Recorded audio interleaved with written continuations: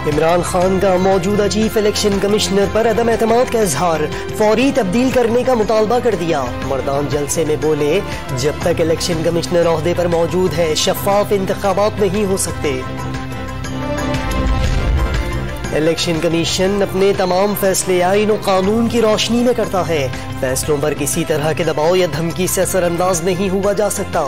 तर्जुमान election commission का इमरान खान के खिताब पर रद्द-ए-अमल। नून लीग को अकेले फैसले करने का हक नहीं, फैसले इत्तेहादियों की मुशावरत से होंगे। वजीर दिफा ख्वाजा आसिफ ने वाज़ेह कर दिया। साद रफीक बोले, फसादी टोले को मुल्क में फितना फैलाने का मौका नहीं मिलेगा। नवाज शरीफ कायद है, उनसे रहनुमाई लेते हैं। बहुत जल्द फॉरवर्ड पोजीशन में खेलने का अज़्म।